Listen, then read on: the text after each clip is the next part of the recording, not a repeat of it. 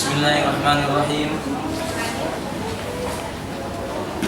Innal hamdalillah nahmaduhu wa nasta'inuhu wa nastaghfiruhu wa na'udzu billahi min shururi anfusina wa sayyiati a'malina. Man yahdihillahu fala mudilla lahu wa man yudlilhu fala hadiya lahu. Asyhadu an la ilaha illallah wahdahu la syarika lahu wa asyhadu anna Muhammadan abdullahi wa rasulullah. Allahumma salli ala Muhammadin wa ala alihi wa ashabihi wa man tabi'ahum bi ihsanin ila yaumiddin, amma ba'du. Kita melanjutkan pembahasan kita, Bunda sekalian rahimani wa rahimakumullah, dari kitab Fiqhus Sunnati lin Nisa, fikih sunnah untuk para wanita. Terakhir sampai di mana ummahat? Al-wudu. Baru mulai. Baik.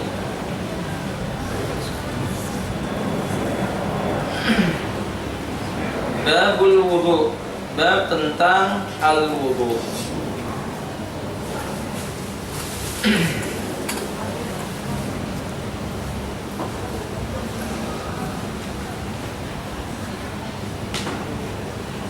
Bentar, Umar.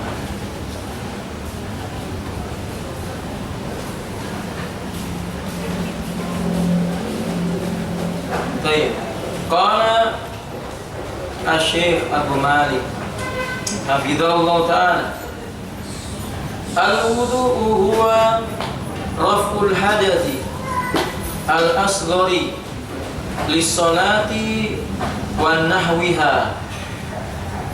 Wudu maknanya mengangkat atau menghilangkan hadas kecil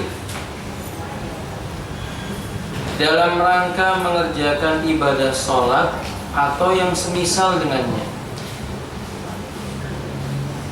Waqad qala Nabi sallallahu alaihi wasallam, sesungguhnya Nabi sallallahu alaihi wasallam itu bersabda, la yaqbalullahu salata ahadikum idza ahdasa hatta yatawaddaa. Allah tidak akan menerima salat salah seorang di antara kalian bila ia dalam keadaan berhadas sehingga ia berwudu. Kalau begitu kesimpulannya umat, wudu itu hukumnya apa? Apa yang mudah sekalian? Hukumnya wajib atau sunnah? Ada yang wajib, ada yang kapan menjadi wajib? Nah, ketika hendak sholat maka dia menjadi wajib. Kedudukannya apa bagi sholat? Syarat atau rukun? Wudu itu syarat atau rukun? Syarat. Apa bedanya syarat dengan rukun? Kalau rukun ditinggalkan tidak sah. Kalau syarat,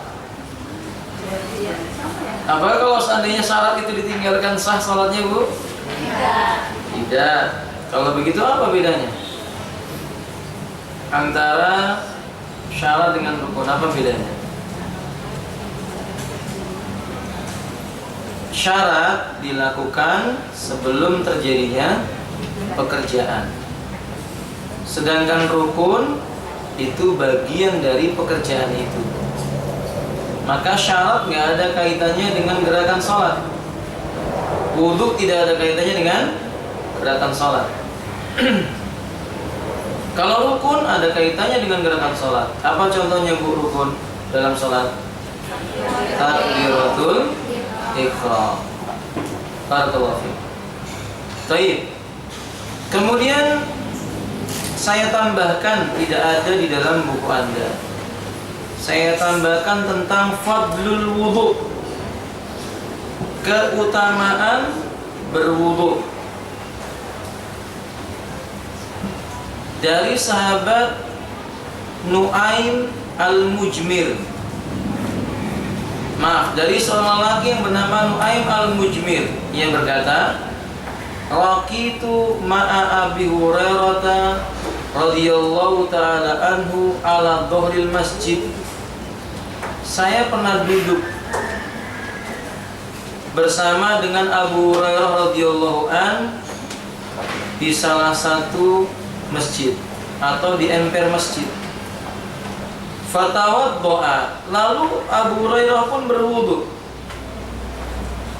Faqala, setelah itu beliau berkata, inni sami'tun nabiyya sallallahu alaihi wasallam yaqul, sesungguhnya aku pernah mendengar Nabi sallallahu alaihi wasallam bersabda, inna ummati, sesungguhnya umatku ini, yud'auna, akan dipanggil, yaumal qiyamah, pada hari kiamat kelak, gurran, dalam keadaan memiliki cahaya putih, muhajjalin, yang keluar berwarna cerah, putih bercahaya, min asaril wudu, berasal dari bekas wudu. Dari sini kita mengetahui hadis ini dikeluarkan oleh Imam Bukhari Muslim.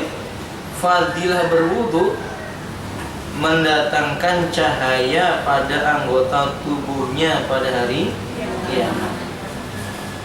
Wallahu a'lam bishawab. Satu, fadilah yang kedua, Nabi kita mengatakan di dalam riwayat yang dikeluarkan oleh Imam Muslim, at-tuhuru syatrul imani, bersuci yaitu berwudu, dia bagian dari separuh keimanan. Maka orang yang menjaga kesuciannya itu tanda-tanda bahwa orang tersebut mukmin, beriman. Yang ketiga, Rasulullah berkata, man tawadda'a hakada ghufira lahu ma taqaddama min dhanbi wa kanat salatuhu wa masyuhu ilal masjidin nafilatun.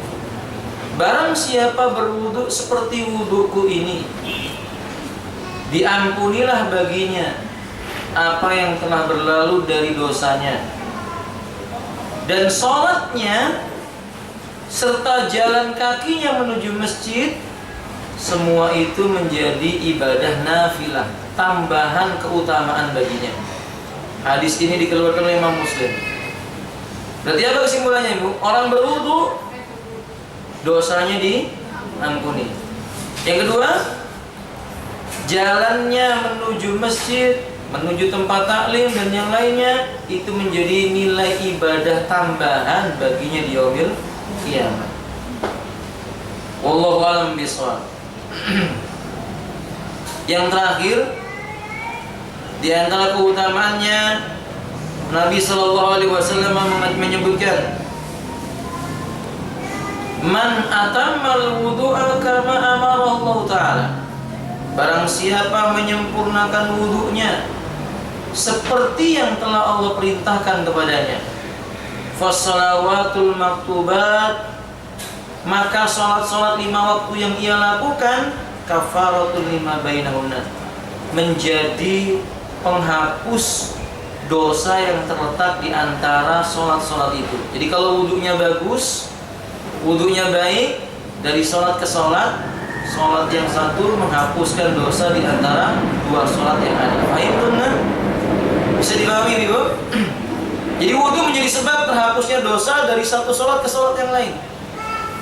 Dan itu tidak mungkin dijumpai kecuali hanya pada diri seorang yang beriman kepada Allah Ta'ala. Berikutnya sifatul wudu. Nah, kembali kepada buku Anda. Sifat, apa artinya sifat? Tata cara. Tata cara berwudu. Qala Allah Ta'ala, Allah berfirman, ya ayyuhalladzina amanu idza kuntum ilas salati fagsilu wujuhakum wa aydiyakum ilal marafiqi wamsahu bi ru'usikum wa arjulakum ilal ka'bayn.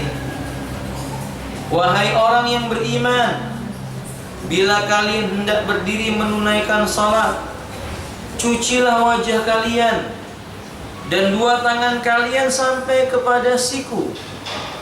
Usaplah kepala kalian dan cucilah dua kaki kalian sampai dengan dua mata kaki. Perhatikan Ibu, di situ ada ayat yang berbunyi wa arjulakum. Dibaca dengan apa itu Ibu? Dibaca duma apa kasrah? Wa arjulakum dibaca duma atau kasrah? Hah? Wa arjulakum dibaca duma apa kasrah? Fathah. Dibaca apa? Fathah. Dibaca dengan fathah. Padahal sebelumnya biru'u sikum dibaca dengan apa? Kasrah. Nanti akan saya terangkan fadilahnya, kenapa dibaca dengan fathah. Baik. Dan dua kakimu sampai dengan bagian mata kakinya. Surat apa ini? Al-Maidah ayat yang ke-6. Sebelum dilanjutkan, beliau penulis ingin menjelaskan kepada kita, berwudu itu ibadah. Maka tata caranya mesti yang disebutkan dalam Quran atau yang disebutkan di dalam sunnah Nabi. Nggak boleh tata cara berwudu itu menurut perkiraan manusia, tidak boleh. Li'annal ibadata asluha haram, karena hukum asal ibadah itu adalah terlarang atau haram. Illa ma ja'a fid dalil bil Qur'ani aw sunnah, kecuali yang ditunjukkan oleh dalil Quran dan sunnah Nabi. Karena kita menjumpai banyak orang berwudu menurut versi mereka sendiri. Ada yang berwudu lama sekali mencuci telapak tangannya sambil berkomat-kamit mulutnya itu. Entah apa yang mereka baca. Ada pula di antara mereka yang berwudu itu berkumur-kumur dengan memasukkan air ke hidungnya itu dengan air yang berbeda. Air diambil, kumur-kumur dulu 3 kali, lalu kemudian apa? Mencuci hidung. Itu pun bukan air yang masuk. Banyak orang yang berwudu yang masuk ke dalam hidungnya itu apa? Jarinya. Padahal kan yang dimasukkan ke dalam hidung itu airnya. Kemudian setelah itu baru dibersihkan dengan jari telunjuknya atau yang lainnya. Nanti kita akan jelaskan. Ya tahu, banyak orang berwudu, kumur dulu 3 kali, habis itu ambil air, tangannya masuk. Bukan dihirup, padahal seharusnya dia kan? Dihirup. Alaysa kadzalik? Nah, maka Allah Subhanahu wa taala telah mengatakan dalam Al-Qur'an, "Al-yaum akmaltu lakum dinakum." Telah aku sempurnakan bagi kalian agama kalian, termasuk bab tentang berwudu, tidak tertinggal. Roh kita tidak lupa menjelaskan hal ini, sehingga tidak butuh kita kepada penjelasan selain dari Quran dan Sunnah. Al-Quran menjelaskan, hai orang yang beriman, bila kalian tidak berdiri menunaikan sholat, cucilah wajah kalian. Qala ulama'una al-wajhu, yang dinamakan dengan wajah itu maka nunabata sya'rur ra'si ila lihyati wa ma baina udunaini. Yang dinamakan dengan wajah tempat tumbuhnya rambut kepala yang paling depan sehingga tempat tumbuhnya jenggot dan jarak antara 2 buah telinga. Berarti ini wajah. Paham Ibu? Nah, kalau begitu bagian bawah dagu ini termasuk wajah atau bukan? Bukan. Jadi mulai dari tempat tumbuhnya jenggot di sini batasnya sampai dengan awal tempat tumbuhnya rambut seseorang. Antara 2 telinga, itu yang disebut dengan wajah. Maka kalau ada orang berwudu kemudian pada bagian dagunya ini tidak terkena air, tidak sah wudunya. Jadi dagunya ini harus terkena air. Lalu Allah berkata, wa aydiyakum ilal marafiq, dan cucilah 2 tanganmu sampai dengan siku. Yang disebut dengan marafiq, tulang yang menonjol pada tangan seseorang. Ini dia. Di situ ayatnya dengan kalimat ila. Para ulama Imam Nawawi menyebutkan Kalimatun ila fi hadhil ayah maknahu ma'a. Maknahu ma'a. Kalimat ila di sini artinya adalah ma'a. Apa ma'a artinya? Bersama. Berarti bukan tempat berhenti. Jadi kalau misalnya saya berkata, Inna Umara dhahaba ilal masjidi. Sesungguhnya Umar dia telah pergi ke masjid. Ila itu maknanya apa? Menuju ke masjid. Apakah Umar berhenti di depan masjid? Umar pergi menuju ke masjid. Apakah Umar berhenti di depan masjid atau masuk masjid, Bu? Berarti kalimat ila itu maknanya ma'a. Bersama dengan itu masuklah ke dalam masjid. Jadi kalau kita berwudu jangan cuma dibatasi di siku. Masukkanlah bagian siku itu. Berarti dilebihkan di atas siku sedikit. Paham Ibu? Nah, tapi tidak boleh melampaui batas sampai ke pundak. Karena ada sebagian orang begitu, nggak puas kalau nggak sampai basah di bagian ketiaknya. Pakai dalil lagi. Kan dalilnya tadi ada Ustaz, di hari kiamat nanti cahayanya bekas cahayanya itu muncul karena bekas wudunya. Berarti kalau saya cuci sampai ketiak saya nanti bercahaya. Nah, ini namanya akal-akalan. Nggak benar. Yang dimaksud nama ini adalah ilal marafiq, berarti batasnya siku dilebihkan sedikit. Wamsahu biru'usikum, dan usaplah biru'usikum, bagian kepala kalian. Camkan baik-baik. Sebagian ulama ada yang mengartikan bi itu artinya litad'id, untuk menunjukkan sebagian. Sehingga para ulama Syafi'iyah berpendapat bi di sini ini cukup mengusap bagian kepala walaupun sedikit. Ibu lihat kebanyakan orang di negeri kita kalau wudu yang diusap apa? Apa yang diusap Ibu? Ubun-ubun tok, sudah, nggak lebih. Kelas, ya tanya, ambil air diusap, ambil air diusap. Iya kalau diusap. Dalam ayat ini ada beberapa faedah. Kalimat wamsahu, makna masa. Coba Ibu perhatikan ayat itu. Sebelumnya Allah mengatakan fagsilu, dari kata-kata gosala. Apa sih artinya gosala, Umar? Mencuci, berarti airnya ada, ditumpahkan dan mengalir, namanya gosala. Sedangkan pada ayat ini penggalan berikutnya adalah wamsahu, berasal dari kata-kata apa Ibu? Wamsahu asal katanya apa? Kuning sih, udah belajar bahasa Arab, nilainya harus A. Wamsahu apa asal kata bahasa Arabnya?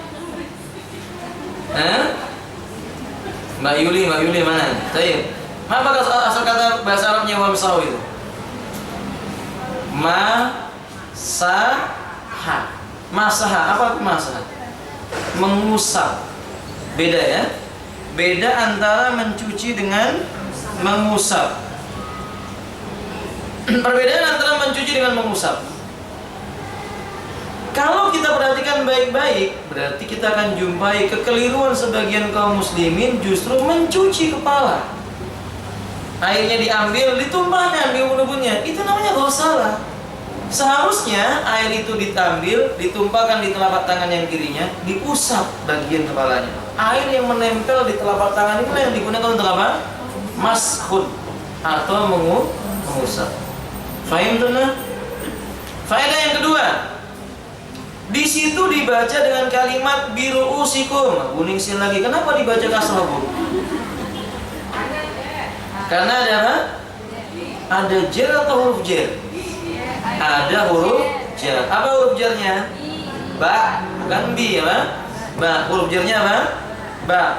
Setiap kalimat kalau diawali dengan huruf ba, jika dia isim, karena memang isim itu kemasukan huruf jar, pasti dibaca apa Ibu? Kasroh. Contoh, misalnya fi. Ini tambahan ya Bu, tambahan buat Ibu. Kalimat fi artinya apa fi? Di atau di dalam. Kalau ketemu dengan huruf al-kitabu, depannya dikasih fi, apa bacanya Bu? Fil kitabi. Ahsantun. Sayyaratun. Kalau dikasih huruf fi, apa bacanya? Fi sayyaratin. Al-baitu dikasih B menjadi fil baiti. Sekarang B. At-tariqu dikasih B menjadi apa? Bit-tariqi. Paham tuh nah? Nah, di sini disebut dengan biru'usikum. Dibaca dengan kasrah. Padahal yang sebelum-sebelumnya dibaca dengan apa, Ibu? Fathah. Wa aydiyakum, ya toh? Wujuhakum. Giliran wamsa'u bi ru'usikum. Usap bagian kepala kalian. Bi di sini maknanya diterjemahkan dengan hadis. Nggak boleh pakai kalimat bahasa Arab tok. Dengan demikian kita bisa mengambil faedah. Kadang-kadang mengambil makna ayat dengan bahasa Arab saja belum cukup, Bu. Artinya bisa menjadi rancu kalau diterjemahkan atau ditafsirkan. Karena kita banyak menjumpai sebagian orang menafsirkan Quran dengan bekal bahasa Arab kok. Ternyata keliru. Misalnya kata-kata kafaro. Apa arti kafaro? Kafir. Banyak orang mengartikan makna kafir itu artinya keluar dari Islam. Padahal makna kafir ternyata banyak.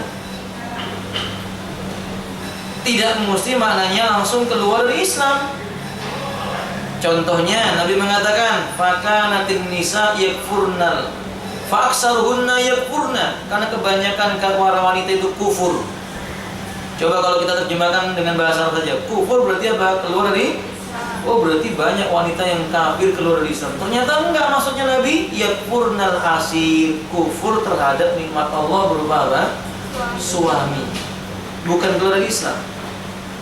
Nah, maka kalimat biru'usikum di sini berdasarkan hadis yang sahih, nanti akan ketemu hadisnya. Ternyata Nabi ketika berwudu, beliau mengusap kepala itu dimulai dari depan, mukbilah, ila mudbirah, sampai ke belakang. Dari depan sini diusap sampai ke bagian belakang, kemudian ke depan kembali. Berarti di sini bukan separuh, tapi apa? Seluruh. Seluruh apa ini? Kepala. Seluruh kepala. Faedah yang berikutnya, Allah menyebut dengan kalimat ru'usikum, jamak dari ra'sun. Ra'sun itu artinya kepala. Allah tidak menyebutkan sya'run, rambut. Allah menyebut kepala. Makanya ibu-ibu yang rambutnya panjang kalau wudu nggak perlu begini, ditarik rambutnya begitu, nggak perlu. Tapi diusap apa? Bagian kepalanya dari depan ke belakang, kemudian ke depan kembali. Fahim tunna? Nah. Wa arjulakum ilal ka'bain, dan cucilah dua kaki kalian kepada sampai kepada apa? Dua matanya. Di sini dicuci, kok nggak diusap? Kenapa? Karena dibaca dengan fathah. Dalam bahasa Arab, kuningsi lagi nih. Wow, ini namanya apa, Bu? Huruf apa? Huruf atof. Karena dia huruf atof, berarti harus kembali dibaca seperti yang asalnya. Oh, kalau dibaca fathah, mengikuti yang mana nih, Bu? Oh, mengikuti wujuha, mengikuti irsil, gosala. Berarti dia ikut pada kalimat mencuci, bukan mengusap. Makanya nggak boleh mengusap kaki. Kaki harus dicuci. Kecuali ibu menggunakan jawrab atau khuf, kaos kaki atau sepatu, baru ibu usap. Nggak boleh dicuci malahan, harus diusap. Nanti datang penjelasannya insya Allah. Dari ayat ini kita bisa menyimpulkan anggota wudhu yang wajib untuk dibasuh dan dia merupakan rukun dalam wudhu ada berapa, Bu? 4. Apa saja? Wajah, kemudian tangan, kemudian kepala, kemudian kaki, dua kaki. Taib aksan tunna. Pertanyaan buat ibu-ibu, mencuci mulut dan hidung wajib nggak? Ummahat, kumur-kumur dan memasukkan air ke hidung wajib atau sunnah? Di ayat ini cuma disebut wajah. Karena apa Ibu? Ahsan. Barakallahu fiik. Daqiyatun, cerdas. Barakallahu fiik. Maka Ibu sekalian, karena apa? Karena wajah, karena hidung dan mulut bagian daripada wajah. Sehingga Ibnu Hajar Al-Asqalani berpendapat karena hidung dan mulut itu bagian dari wajah, diperintahkan kita mencuci wajah. Berarti kumur-kumur dan memasukkan air ke hidung hukumnya wajib. Sampai pun dalam kondisi puasa, Nabi tetap berkumur-kumur dan beristinsyaq dan istinsyaq. Istinsyaq artinya memasukkan air ke dalam hidung. Istinsyaq artinya menghembuskan air dari hidung itu dengan tangan kiri. Wallahu a'lam bishawab. Baik. Berarti kita udah mulai ngerti tentang wajibnya berkumur-kumur dan mencuci hidung. Berikutnya, wa fi sahihaini, dalam buku Anda terdapat dalam kitab Sahih Bukhari dan Muslim. Kalau disebut sahihain berarti kitab Bukhari dan Muslim. Anna Utsman bin Affan, bahwa Utsman bin Affan, khalifah yang keberapa ini Bu? 3. Khalifah yang keberapa? 3. Apa gelar beliau yang masyhur? Gelarnya Utsman yang masyhur itu apa? Yang memiliki 2 cahaya. Bahasa Arabnya apa? Dun Nurain, pemilik 2 buah cahaya. Kenapa disebut Dun Nurain? Karena beliau menikahi 2 putri Nabi. Siapa saja? Ummu Kalsum dan Ruqayyah. Ruqayyah, Zainab, Fatimah. Yang mana nih? Ummu Kulsum, Ruqayyah, Fatimah, Zainab, Ummu Kulsum. Yang mana nih? Ummu Kalsum sama Ruqayyah. Ummu Kulsum dengan apa? Ruqayyah, ahsan. Jadi yang dinikahi Utsman adalah Ruqayyah dan Ummu Kulsum. Fatimah siapa yang menikahinya? Ali bin Abi Thalib. Kata beliau, da'a biwadu'in, pernah meminta 1 ember atau 1 gayung air. Wadu, wawu dot wawu hamzah. Kalau wawunya itu dibaca fathah, ingat Ibu, wadu itu artinya air. Itu artinya air. Maka masuk dalam bahasa Indonesia, air dengan jumlah yang banyak dibendung namanya apa Ibu? Waduk. Nah, maka Indonesia itu mencontek bahasa Arab. Waduk menjadi waduk. Kalau dibaca dengan dhammah menjadi apa? Wudu. Apa itu wudu? Wudu ini tata cara bersucinya. Waduk itu airnya, wudu tata cara bersucinya. Fatawaddo'a, lalu beliau berwudu. Bagaimana cara wudunya? Faghasala kaffaihi salasa marrat. Beliau mencuci 2 telapak tangannya sebanyak 3 kali. Tahu caranya Ibu? Jadi kalau seandainya ada air dalam 1 ember, beliau mengambil sedikit, dengan ember itu ditumpahkan di tangan kanannya, dicuci sekali, lalu tangannya masuk, dicuci lagi sekali, tangannya masuk lagi ke dalam itu, dicuci sekali lagi. Membuktikan tangan yang masuk ke dalam ember itu tidak mempengaruhi kondisi air. Telah kita terangkan, al-aslu fil ma'i tahurun. Hukum asalnya air itu suci dan mensucikan. Mungkin tadi Ibu bertanya apa? Bagaimana kalau pakai apa? Keran air. Boleh atau tidak? Boleh nggak Ibu? Boleh. Tapi gunakan dengan cara yang hemat. Airnya dibuka, ditutup lagi. Jangan ngalir terus, terbuang, dan itu mubadir. Ditanya oleh Allah, innal mubadirina kanu ikhwanas syayatin. Sesungguhnya membuang-buang karunia Allah itu merupakan saudaranya apa? Syaitan. Biasanya ummahat ini kencengnya luar biasa, yang dipakai cuma sedikit. Ketika lebih banyak membuang, Islam nggak mengajarkan begitu. Maka lebih baik saya anjurkan kepada ibu-ibu, ambil gayung, dituang dulu dalam gayung itu, tutup, lalu letakkan, ambil yang dalam gayung. Kalau habis ambil lagi. Ini yang demikian yang dianjurkan oleh Islam. bukan dibiarkan mengalir terus. Paham tuh nah? Baik. Untuk yang pertama itu tangannya nggak boleh langsung dicuci. Iya, terutama ketika bangun dari tidur. Nabi kita mengatakan idza staiqadha ahadukum min naumihi, bila salah seorang di antara kalian bangun dari tidurnya, fala yaghmisu ila ina'i hatta yaghsila yadayhi salasa marat, jangan langsung dicelupkan telapak tangannya ke dalam bejana sampai dia cuci dulu terlebih dahulu. Fa innahu la yadri aina batat yadu, karena dia nggak tahu di mana malam itu tangannya tidur. Paham Ibu? Banyak faedah, mungkin ada kotoran walaupun airnya nggak najis, tapi mungkin air itu akan digunakan oleh yang lainnya, istrinya misalnya, kalau ibu suaminya, mungkin ibu habis wudu masih ada airnya dipakai lagi wudu oleh siapa? Suaminya. Paham tuh kan? Jangan berpikiran wah itu Ustaz kita banyak air. Nah, Islam mengajarkan hidup hemat, sederhana dalam menggunakan air.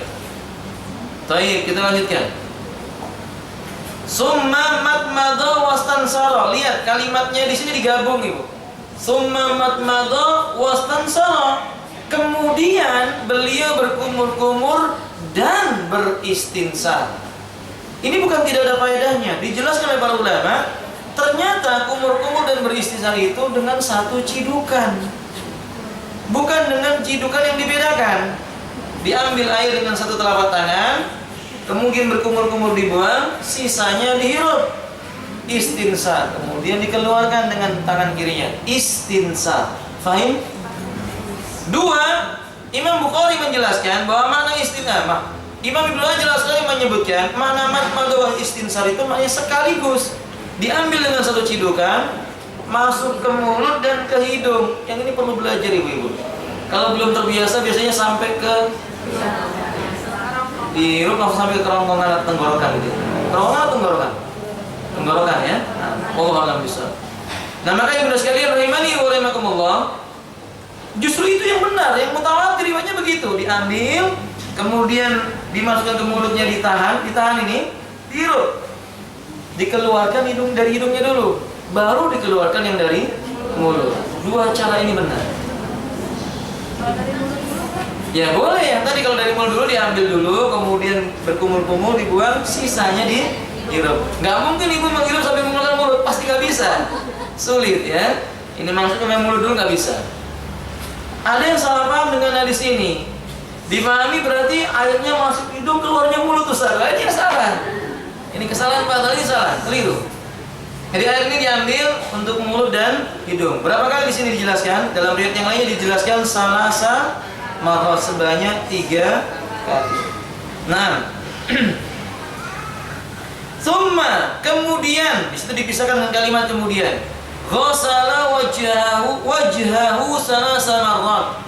Beliau mencuci wajahnya sebanyak 3 kali. Diambil lagi dengan tangan kanan atau dengan 2 tangan, lalu ditumpahkan ke wajahnya 1 kali, ditumpahkan lagi sampai sebanyak 3 kali. Apakah bilangan 3 ini bilangan yang wajib atau bilangan yang sunnah? Bilangan yang mustahab, sunnah, disukai. Kadang dia boleh 1 kali, boleh 2 kali, maksimal hanya 3 kali. Lebih daripada itu, ghulat. Pelakunya namanya ghulat, melampaui batas. Summa ghasala yadaul yumna ila mirfaqi salasa marrat. Kemudian beliau mencuci tangan kanannya dulu sampai bagian sikunya 3 kali. Camkan baik-baik. Beliau berkata tangan kanannya sampai siku 3 kali. Berarti kekeliruan yang kita jumpai ketika kaum muslimah itu berwudu dengan keran, mereka bersilang. Kanan 1, pindah tangan kiri 1, kanan 2, pindah tangan kiri 2. Khata', keliru. Harusnya tangan kanan dahulu sampai 3 kali, yaitu sampai pada bagian. Bagaimana caranya? Terdapat dalam riwayat, sebagiannya didhaifkan oleh para ulama. Dan Imam Ahmad melakukan ini, yaitu ketika berwudu mengambil, ditumpahkan, lalu digosok ke seluruh tangan dan berputar di bagian siku. Paham ibu? Diambil lagi, ditumpahkan, digosok ke seluruh tangannya, kemudian baru siku. Dan dalam riwayat Imam Abu Daud dianjurkan menyela-nyela jari jemari. Paham? Kapan itu? Setelah selesai wudu. Setelah tangan kanan sudah selesai, tangan kiri selesai, kemudian disela demikian, supaya air itu masuk dalam bagian sela-sela jari jemarinya. Fahim tunnah? Paham nggak ini, Bu? Baik. Kalau bingung nanti ditanyakan. Summa ghasala yadahu al-yusra misla dzalik. Kemudian beliau mencuci tangan kirinya sama seperti itu, diambil dengan tangan kanan ditumpahkan. Digosok, diputar di bagian sikunya. Baik, sebanyak 3. Kemudian beliau berkata, summa masaha ra'sahu. Lalu beliau mengusap bagian kepalanya, diambil dengan tangan kanan, ditumpahkan dengan tangan kiri, diusap dari depan sampai ke belakang, kemudian ke depan lagi. Dalam riwayat yang lainnya, Nabi mempraktikkan mengusap kepala ditumpahkan dengan tangan kiri, kemudian dari depan ke belakang, kemudian ke depan, langsung mengusap 2 telinga. Karena Nabi menyebutkan al-udhunani minar ra'si. 2 telinga itu bagian dari kepala. Al-udhunani minar ra'si. 2 telinga itu bagian dari kepala. Berarti ketika mengusap kepala sekali langsung mengusap telinga.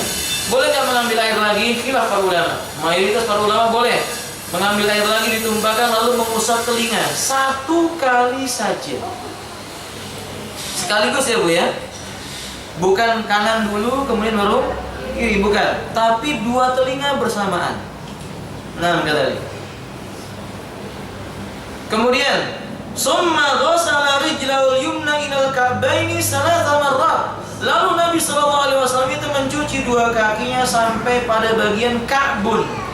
Ka'bun 3 maknanya dalam bahasa Arab. Pertama, ka'bun itu maknanya bagian punuk kaki. Bagian punuk kaki namanya ka'bun. Yang kedua, bagian putih kaki. Sebenarnya lebih tepat disebut dengan kodan. Yang ketiga, tulang yang menonjol. Nah, yang benar tulang yang menonjol itu kita menyebutnya apa? Mata kaki. Berarti batas mencuci kaki itu di atas mata kaki sedikit, bukan sampai mana? Lutut. Maka berwudu sampai lutut itu namanya hulu. Lagi-lagi dalilnya katanya supaya cahayanya apa? Lebih banyak ya. Kalau begitu mandi sekalian bercahaya semua. Nah, itu nggak ada dalilnya. Ya. Kemudian kata beliau, summa ghasala al-yusra misla dzalik. Itu pun dilakukan kanan dulu, kemudian baru beliau mencuci kaki yang kiri. Itu juga menunjukkan tidak bolehnya seperti orang main bola itu kanan kiri. Harusnya kanan selesai, kemudian baru. Summa qala, kemudian Utsman berkata, ra'aitu, aku telah melihat Rasulullah sallallahu alaihi wasallam tawaddaa, ketika beliau berwudu, nahwa wudu'i hadan, seperti wudu yang kulakukan sekarang ini. Summa qala Rasulullah sallallahu alaihi wasallam, ketika beliau telah berwudu seperti wuduku ini, maksudnya Utsman ingin mengajari manusia cara wudunya Nabi yang dilihat oleh Utsman bin Affan. Man tawaddaa nahwa wudu'i hada, kata Rasulullah, barang siapa dia berwudu seperti wuduku ini, summa qama, kemudian setelah wudu dia berdiri, faraka raka'ataini, salat 2 rakaat yang ringan, salat sunah wudu. La yahdusu fihi man nafsuhu, hatinya tidak ada pembicaraan niatan kecuali salat. Ghufirallahu, maka akan diampuni baginya ma taqaddama min dzanbi, apa yang telah berlalu dari dosanya itu. Qala Ibnu Syihab, kata Ibnu Syihab, wa kana ulama'una yaqulun hadzal wudu asbahu ma yatawaddu bi ahadun lis-shalah. Para ulama kita mereka telah mengatakan inilah cara wudu yang paling sempurna yang dilakukan seseorang untuk mengerjakan sholat. Dicontohkan oleh Utsman ibn Affan. Makanya ibu sekalian, Syiah itu benci sekali dengan cara wudu kita. Karena cara wudu kita itu dicontohkan oleh siapa? Utsman. Dan mereka mengatakan Utsman itu kafir. Wudunya beda. Wudunya orang-orang Syiah itu berbeda. Sholatnya juga beda. Karena tata cara sholat kita itu banyak diambil riwayatnya dari Aisyah dan Abu Hurairah dan Abdullah bin Umar, 3-tiganya dikafirkan. Maka cara salatnya orang Syiah itu nggak sama dengan cara salatnya orang Ahlus Sunnah, orang Islam. Ibu lihat kalau orang Islam itu salat kan salam ke kanan dan Kalau orang Syiah nggak mau salam sama malaikat di kanan dan kirinya. Tapi kalau habis sholat marah-marah. Gimana marah-marahnya? Nepuk paha 3 kali. Paham? Tapi kalau habis sholat itu menepuk pahanya 3 kali. Jadi kalau ibu lihat ada orang sholat, sebelum dia itu berdiri dia tepuk-tepuk dulu pahanya 3 kali atau 2 kali, itu tanda-tanda dia itu orang Syiah. Fahim tuh? Nah, baru. Kemudian berkata Abu Malik, "Fa-idza aradti ukhtil muslimah al-wudu'a lis-salati wa nahwiha." Bila engkau hendak melakukan wudu wahai saudariku muslimah, wudu yang engkau lakukan untuk sholat atau yang semisal dari sholat, seolah-olah beliau mengisyaratkan sebenarnya ibadah wudu itu bisa dilakukan bukan hanya untuk sholat, tapi yang wajib wudu hanya sholat. Saya ulangi, yang wajib untuk wudu hanya sholat. Ittifaq, sepakat para ulama dalam masalah kewajiban wudu dalam sholat. Yang berbeda pendapat para ulama adalah masalah tawaf. Apakah tawaf wajib wudu ataukah tidak? Ini khilaf para ulama. Kalau kita tawaf itu wajib wudu dulu atau tidak, itu berbeda pendapat para ulama. Sebagian ulama mengatakan wajib wudu, seperti Syekh Albani. Nabi menyebutkan bahwa yakni at-tawaful mu'minina salatun fil masjid, yakni al-haram. Tawafnya kaum mukminin itu seperti salat tahiyatul masjidnya mereka di Masjidil Haram. Kama alaihi salatu wasallam. Nah, kata Albani rahimahullah taala, seandainya dia itu dikatakan seperti salatnya di dalam masjid, berarti kan salat enggak sah tanpa apa? Sehingga menurut Imam Al-Albani harus wudu. Tapi ulama yang lainnya seperti penulis buku ini, Shahih Fiqh Sunnah Lin-Nisa, dia juga menulis buku Shahih Fiqh Sunnah. Pada jilid yang pertama, beliau menjelaskan tidak ada satupun dalil yang menyebutkan bahwasannya kalau mau tawaf harus wudu dulu. Padahal bersamaan dengan itu, di zaman Nabi banyak manusia yang tawaf. Sangat memungkinkan mereka itu berhadas ketika apa? Tawaf. Tapi nggak ada keterangan mereka wudu lagi. Itu menguatkan pendapat yang menunjukkan tawaf tidak wajib apa? Wudu. Dan saya condong kepada pendapat yang kedua ini. Tawaf itu tidak wajib wudu, tetapi bila berwudu itulah yang paling afdol. Maksudnya kalau ibu-ibu tawaf, di tengah-tengah tawaf apa? Buang angin, jangan sibuk-sibuk cari air wudu lagi jauh-jauh, nanti sampai di tempat tawaf, mau tawaf kentut lagi, balik lagi ke sana. Mau tawaf lagi kentut, enggak selesai. Selain apalagi di Masjidil Haram itu jarak untuk wudunya itu jauh. Ya kalau misalnya ibu mau ya menggunakan air Zam-Zam. Dan itu pun harus berdasarkan sekian banyak. Alhamdulillah. Menurut pendapat yang rajih, insyaallah tidak wajib wudu. Tetapi jika dia menjaga wudu itu lebih selamat, keluar dari perselisihan. Fahim tunna? Taib. Hal yang perlu diperhatikan di dalam wudu. 1. Fastahdirin niyah fi qalbika, fi qalbiki liwudu'in wa quli bismillah. Hadirkanlah niat ketika engkau hendak berwudu wahai saudariku. Hadirkanlah niat sebelum engkau berwudu dan ucapkanlah bismillah. Niat itu di mana? Di qalbik, di hatimu. Berarti beliau mengisyaratkan tidak ada niat sambil berkata nawaitul wudu'a li raf'il hadasil asghar. Tidak ada dalilnya. Enggak ada dalilnya. Nabi nggak pernah ketika mau wudu baca nawaitul wudu, nggak pernah. Sampai ada orang begini, memperberat diri, baca niatnya itu pelan-pelan sambil diresapi nawaitul al-wudu'a li raf'il hadas. Ditegur oleh temannya, apa yang kamu baca? Oh kaget, diulang lagi nawaitul, nggak selesai. Masya Allah. Padahal niat letaknya di dalam hati. Kalau ibu-ibu ada yang merasa lalu, kita katakan seperti ibu-ibu datang ke masjid ini. Nah, maaf, apa ke Pondok Nadita ini? Ke Pondok Nadita ini niatnya ibu-ibu untuk apa? Untuk apa? Bermajelis? Kan nggak ada ibu-ibu yang dari rumahnya nawaitu adhabu ila Pondok Nadita li majlis ilmu. Bisa juga enggak gitu ya. Maka kita katakan itu tidak ada dalilnya. Wallahu ta'ala alam bishawab. Kemudian bismillah Membaca bismillah di sini khilaf para ulama. Ulama Ahlussunnah berbeda pendapat apakah bismillah ini hukumnya wajib ataukah mustahab. Ada bahkan yang mengatakan membaca bismillah itu bidah. Ada yang mengatakan demikian.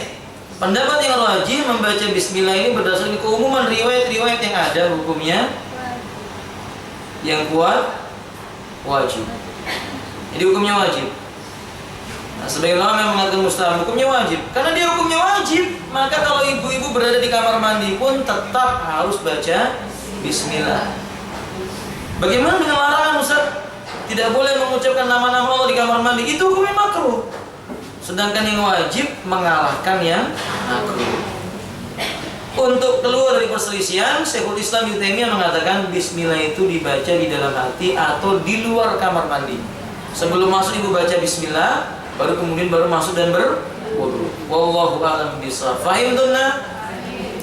Yang kedua, irsili kafaiki wa tamatmadi wastansaqi al-ma'a salasa marrat. Cucilah dahulu telapak tanganmu dengan air sebanyak 3 kali. Berkumur-kumurlah, beristinsaklah sebanyak 3 kali juga. Timbul permasalahan. Beristinsar dengan tangan kanan atau tangan kiri?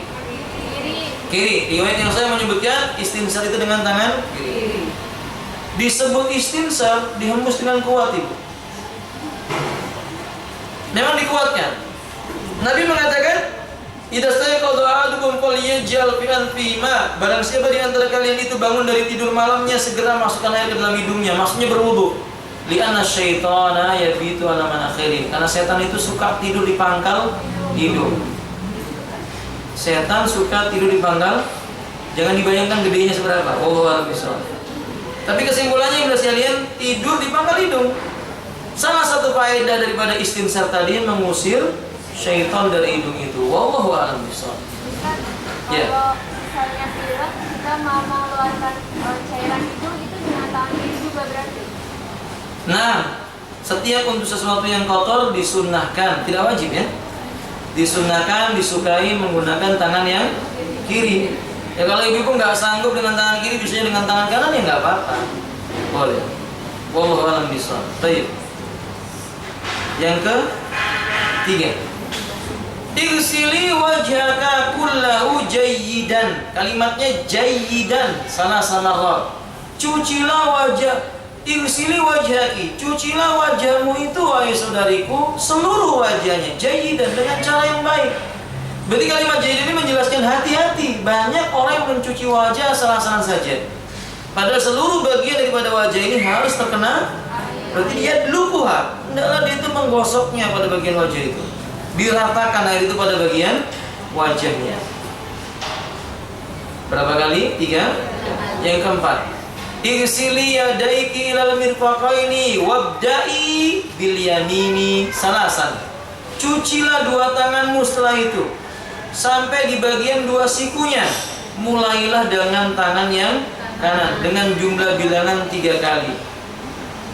Yang kelima, imsahi ra'saki kullah ma'al udunain. Usap seluruh kepalamu itu seluruhnya. Bersamaan dengan itu usap juga 2 telingamu. Wa idza kana ma'a ra'siki khimar falaki antam sai alaihi. Kalau kamu memakai khimar, apa khimar, Bu? Kerudung yang besar namanya khimar. Kerudung yang besar dari kepala sampai ke bawah itu namanya khimar. Ya kayak Ibu pakai itu kerudung, maka usap saja di bagian atas khimar itu. Enggak usah dilepas khimarnya, diusap di bagian atas khimarnya, kemudian ambil air lagi di tangan, masukkan ke telinganya, diusap telinganya. Fahim tunna? Barakallahu fiik. Sampai kalau batalnya sebelum memakai khimar? Kalau batalnya wudu sebelum memakai khimar, berarti dia harus melepas khimarnya, mengusap bagian kepalanya itu. Dia mengusap bagian khimar itu kalau ibu-ibu dalam kondisi sebelumnya sudah suci, kemudian berhadas mau wudu lagi, usap saja bagian khimarnya. Fahim tunna? Yang keenam, Pak, di sini tidak disebutkan bilangannya, berarti jumlahnya berapa, Ibu? 1 kali saja. Yang keenam, insili rijlaiki ilal ka'baini wabda'i bil yamini salasan. Cucilah dua kakimu sampai dua mata kakinya. Maksudnya dilebihkan sedikit di atasnya dan mulailah dengan bagian yang kanan. 3 kali juga. Saya tambahkan, disukai menyela-nyela jari jemari kaki dengan tangan kiri. Wallahu a'lam bishawab. Yang ketujuh, quli, setelah selesai engkau berwudu, bacalah asyhadu an la ilaha illallah wahdahu la syarika wa asyhadu anna Muhammadan abduhu wa rasul. Dalam ayat yang lainnya membaca doa Allahumma ij'alni minal tawwabin waj'alni minal mutatahhirin, sampai di situ. Riwayat yang ada tambahan waj'alni min ibadika sholihin, riwayatnya tidak sahih. Jadi cukup sampai pada kalimat waj'alni minal mutatahhirin. Apakah mengangkat tangan ataukah tidak? Tidak mengangkat tangan tidak mengapa. Mengangkat tangan terus-menerus, dalil yang menyebutkannya tidak ada. Jadi mengangkat tangan itu kalau mau kadang-kadang saja, jangan setiap selesai berwudu. Fahim tunan? Apakah dibacanya mesti berdiri tegak menghadap kiblat? Ustaz, tidak, sambil berjalan pun boleh. Asyhadu an la ilaha illallah wahdahu la syarika lahu wa asyhadu anna Muhammadan abduhu wa rasuluhu. Allahumma ij'alni minat tawwabin waj'alni minal mutatahhirin. Apa? Gimana? Kenapa Ibu? Oh banyak, bukan hanya 2 atau 3. Seingat saya ada 8 cara membaca doa wudu. Ada yang sampai kepada kalimat Allahumma la mani alima ataita wa la mu'ti lima manata wa la yanfa'u jadi minka jadd. Barakallahu fiik. Ahsan. Silakan melihat lebih luas dalam kitab Hisnul Muslim. Saya pernah bagikan di sini bukunya. Saya pernah bagikan bukunya di ibu, buku Hisnul Muslim. Masih ingat ibu? Buku terjemahan tentang zikir dan doa itu yang ditulis oleh Syekh Said Al-Qahtan. Nah, berikutnya kepada sekalian, tambahan dari beliau, surutu sihatil wudu, ada syarat yang perlu diketahui. Sahnya wudu itu syaratnya 1 an-niyah, harus ada niat, karena memang Nabi mengatakan innamal a'malu binniyat wa la yusra'u talaffuz bi ali adami subuti an Nabi sallallahu alaihi wasallam, tidak disyariatkan melafazkan niat karena memang enggak ada riwayat yang menunjukkan datang dari Nabi beliau membaca niat, tidak ada. Kecuali di buku itu, di belakangan ini kalau kita di negeri kita ada buku apa, Mujarrabat atau buku kunci ibadah. Di sana ada tuntunan membaca niat, tapi nggak ada hadisnya. Nggak ada hadisnya. Wallahu a'lam bishawab. Baik. Ada seorang yang baru masuk Islam ketika kami masih di Pekanbaru. Dia berwudu, dia berkata, ternyata jadi Islam itu ribet Ustaz. Saya tanya kenapa? Saya harus menghafal sekian banyak. Wudu suruh menghafalkan nawaitu begini. Mau puasa suruh menghafalkan nawaitu begini. Sholat suruh menghafalkan usuli begini. Nanti menikah nawaitunya juga ada lagi. Ribet kata dia. Ini menunjukkan apakah ketidaktahuannya? Tidak. Islam itu cukup seseorang itu meniatkan sesuatu dalam hatinya, nggak pakai kalimat nawaitu besar. Besok mau nikah, udah besok nikah karena Allah. Sudah cukup, nggak pakai apa? Nawaitu an aqulu imra'atan fulana bintu fulan, lah. Nggak ada. Wallahu a'lam bishawab. Kita lanjutkan. Arkanul wudu'i lil mar'ah. Bagi wanita ada beberapa rukun wudu yang perlu diperhatikan. Wa yallati tatarattabu minha haqiqatu fa idza takhallafa ruknun minha la tatahaqqaq wa la yata'ad wa la yutadabi syar'an. Ini yang merupakan urut-urutan yang menjadikan sebab benar tidaknya wudu. Jika salah satu rukun ini ditinggalkan, wudunya tidak sah, enggak dihitung secara syariat. Percuma yang dia lakukan itu. 1. Ghuslul wajhi kullah. Mencuci ghuslul wajhi kullihi, mencuci seluruh bagian wajah. Mata termasuk wajah bukan Ibu? Kalau misalnya berwudu harus dibasahi enggak mata? Kelopak mata iya. Tapi kalau bagian matanya tidak wajib. Jadi Ibu nggak harus mencuci sambil membuka mata, enggak ada begitu. Nah, baik. Man a'la tastatikhul jabhati ila asfal. Tadi sudah saya jelaskan ya. Wajah itu tadi apa? Tempat tumbuhnya rambut yang atas batasnya sampai dengan jenggot, tempat tumbuhnya jenggot, dan di antara dua telinga. Itu yang disebut dengan wajah. Yang kedua, al-madmadatu wal istinsyaq, berkumur-kumur dan beristinsak. Dalilnya sudah saya sebutkan tadi itu. Di annahuma min ghusli wajhi, karena dia keduanya termasuk bagian daripada wajah. Wallahu a'lam bishawab. Dan Nabi tidak pernah meninggalkan berkumur-kumur dan beristinsak ketika berwudu. Nabi bahkan memerintahkan dan berkata, "Idza tawadda'a ahadukum," bila seorang di antara kalian berwudu, falyaj'al, hendaklah dia menjadikan fi anfihi ma, di bagian hidungnya itu dicuci dengan air, summa liyastansir, kemudian dia beristinsar, menghembuskan air tersebut. Riwayat siapa hadisnya? Bukhari nomor berapa? Dan Muslim nomor berapa? 237. Yang ketiga, ghuslul yadaini ilal mirfaqaini. Ini rukun. Mencuci tangan sampai 2 siku rukun. Wal mirfaqu wal mufassalu alladhi bainal 'adadi was-sa'id. Siku-siku itu adalah Siku-siku itu adalah bagian yang terletak antara pundak dengan apa? Lengan. Bagian antara pundak dengan lengan. Itu yang disebut dengan siku. Wa yadkhul mirfaqani fi ma yajibu fi'lahu wa wal mutadridu min hadyin Nabi sallallahu alaihi wasallam wa lam yarid anhu sallallahu alaihi wasallam tarku ghuslihima. Berarti dia masuk dari bagian siku tulangnya. Dicuci, kalau meninggalkannya itu menyelisih sunnahnya Nabi sallallahu alaihi wasallam, dan itu tidak benar. Walhasil, kalau ada orang yang mencuci sampai pada bagian pundak, itu juga menyelisih syariat. 4 dan 5, maskur ra'si kullah wal udunani min ra'si. 4 dan 5 yaitu mengusap kepala dan telinga, karena dua telinga itu bagian daripada kepala. Dalilnya wamsahu bi ru'usikum. Kata beliau, wa yajibu 'alal mar'ati karrajuli sawa'an. Laki-laki dengan perempuan itu sama dari segi kewajibannya. Ta'mimu jami'a ra'si bil masih, seluruh bagian kepala diusap dengan tangannya itu. Kalau ada yang berkata, "Oh Ustaz, tadi kan ada ulama yang mengatakan bi itu artinya sebagian." Nah, kalau kita terima dengan mengatakan makna itu sebagian, maka kadang-kadang kita harus mengusap bagian apa? Samping, bukan hanya di depan saja. Karena orang wudu selama ini ubun-ubun saja, katanya cuma sebagian. Kenapa nggak samping sekali-sekali, kiri sekali, atau yang di sini? Kalau ada orang mengusap begini pasti dibilang junun gitu ya. Nah, kita katakan berarti pendapat yang mengatakan mengusap sebagian itu tidak kuat. Pendapatnya dhaif, lemah. Lakin idza kana 'ala ra'si khimar, akan tetapi bila di bagian kepalanya ada kerudung yang menutupinya, fa yajuzu lana an tamsa 'ala al-khimari qiyasan ala masir rajuli ala imamatihi. Boleh bagi wanita itu mengusap bagian atas kerudungnya saja, sebagai kias seorang lelaki yang mengusap di bagian surbannya. Terdapat dalam riwayat Imam Bukhari dan Muslim bahwa Nabi itu mengenakan surban dan mengusap di bagian surbannya. Catatan buat ibu-ibu, kalau begitu pakai surban itu hukumnya apa? Pakai surban bagi laki-laki hukumnya apa? Wajib atau sunnah?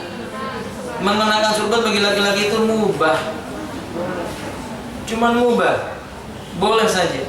Kalau dia niatkan dalam rangka mengikuti Nabi, baru bernilai apa? Sunnahnya Nabi SAW. Dan sorban itu berbagai macam cara memakai. Barakallahu fiik. Wa yaquluna khurujan min al-khilafi an tamsaha ala juz'in min nasiyatiha muqaddama sa'riya ma'al khimari.